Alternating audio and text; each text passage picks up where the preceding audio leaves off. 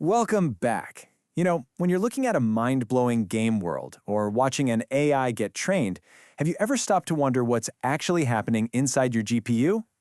It looks like pure, unadulterated chaos, but it's not. It's actually one of the most elegant, sophisticated traffic control systems we've ever built.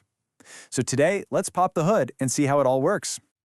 So what is it that lets a single chip do literally thousands of things at the exact same time?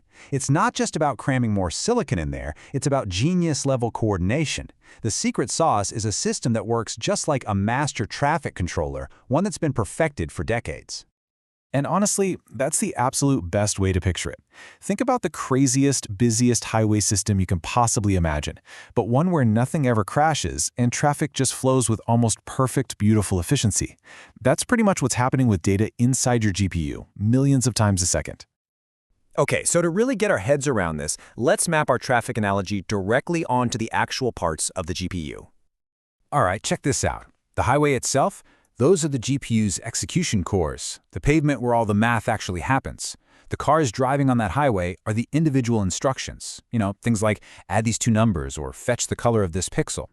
The drivers behind the wheel of each car are what we call threads. And the person in the control tower, the one directing all this traffic, that's the GPU's hardware scheduler. And this is the most important part to remember. The scheduler's number one job, its only reason for existing, is to maximize hardware utilization.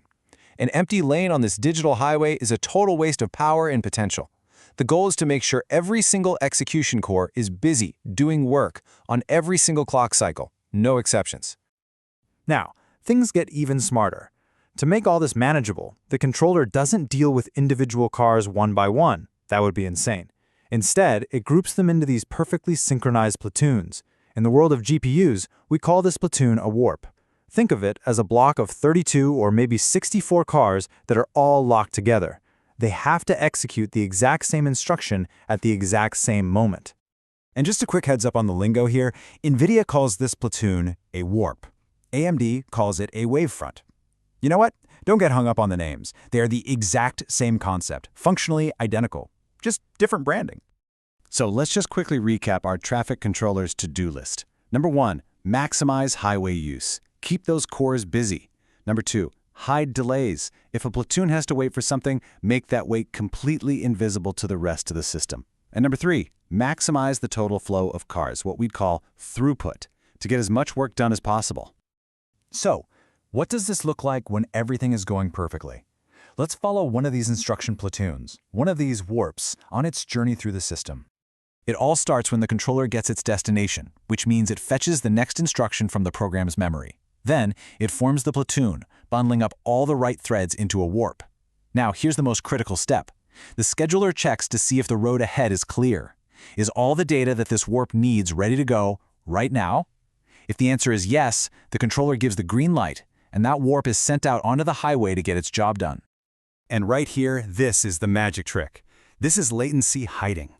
What happens if the data isn't ready, if that platoon has to wait for something? Well, instead of causing a massive pileup, the scheduler does something brilliant. It instantly puts that waiting warp on the sidelines, and in the very next moment, picks a different warp that is ready to go and sends it onto the highway instead. This switch happens so fast, the execution cores never even knew there was a delay. It's an incredible shell game that keeps the assembly line moving. But, as you can probably guess, even a system this clever isn't flawless. In the real world, things happen that can cause the whole thing to slow way down. We get the inevitable traffic jams. The single biggest performance killer, the thing that causes the worst traffic jams, is something called thread divergence. So remember how we said all the cars in the platoon have to follow the exact same instruction? Right. Well, what happens when some of the cars need to take exit A, but the rest of the cars need to keep going straight? This kind of thing happens constantly in programming. A simple if-else statement is basically a fork in the road. Think about it. If a pixel is in a shadow, do one thing, but if it's in direct light, do something totally different. For a platoon of threads that are all locked together, this is a huge, huge problem. See? The hardware literally can't split the platoon up, so it's forced to serialize the work. It takes 2 trips. First, the entire platoon goes down path A. The cars that actually needed to take that exit do their work, while all the other cars are just turned off. They sit there and wait. Then the whole platoon effectively has to back up and travel down path B.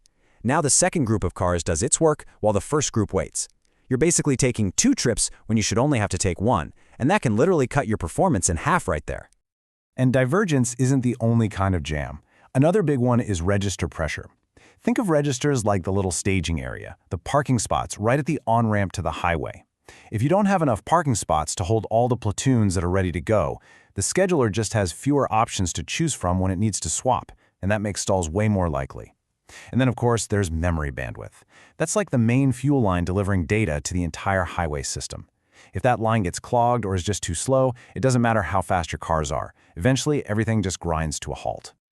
Okay, so let's tie this all together. Why does understanding this super intricate traffic flow matter so much? Well, because it has a direct and, frankly, massive impact on the performance you actually see and feel every single day. The absolute dream scenario. The goal of any perfectly written piece of GPU code is to help that scheduler keep the hardware busy pretty much 100% of the time. Hitting numbers like 98% utilization, that's when you know you've reached peak efficiency.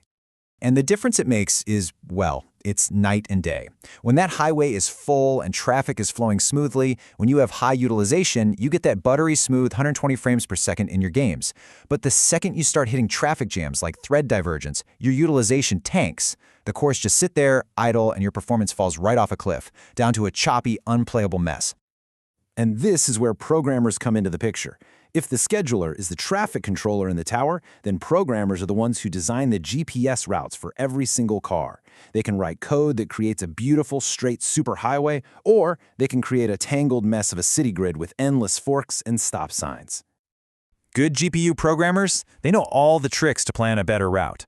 They work incredibly hard to minimize those if-else branches to avoid divergence. They design their code so that all the threads access memory in these neat, organized, predictable blocks.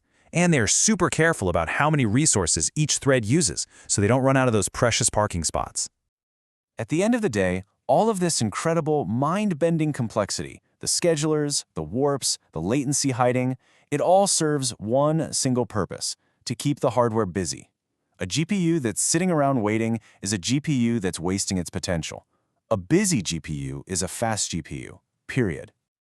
And that leaves us with a pretty fascinating question for the future, doesn't it? Because the demands we're putting on these systems are just exploding. More complex games, bigger AI models, more realistic simulations. The real challenge going forward is going to be inventing even smarter schedulers, even better programming models to manage this tidal wave of traffic and prevent the entire system from seizing up in the ultimate digital gridlock of tomorrow.